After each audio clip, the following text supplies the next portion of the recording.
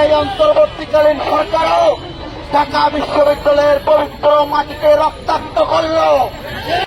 বিগত আওয়ামী ফ্যাসিস্ট হাসিনা আমলে যেভাবে সাধারণ শিক্ষার্থীদের উপর নির্যাতন চালানো হতো, আওয়ামী সন্ত্রাসী সংগঠন দিয়ে ঠিক একই কায়দায় গতকাল এনসিটি ভবনের সামনে সাধারণ শিক্ষার্থীদের উপর ঠিক একই কায়দায় বর্বরচিত হামলা করা হয়েছে।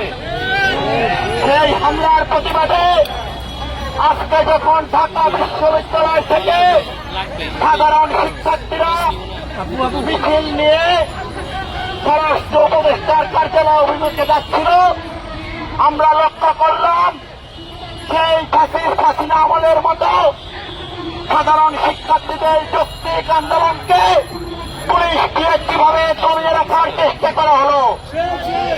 ঢাকা বিশ্ববিদ্যালয়ে বিগত জুলাইয়ের পরে বর্তমান অন্তর্বর্তীকালীন সরকারের প্রশাসন দিয়ে আমারও রক্তাক্ত করা হলো আমার ভাইদের বোনদের উপর পুলিশি আক্রমণের মধ্য দিয়ে।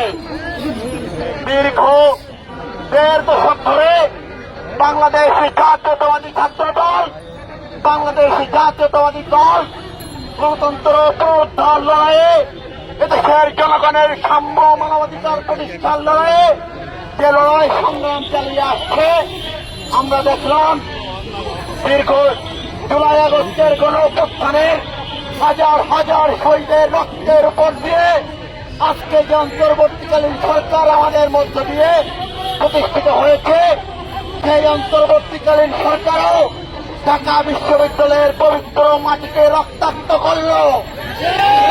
আমরা ঢাকা বিশ্ববিদ্যালয় প্রশাসনের কাছে এর জবাব চাই।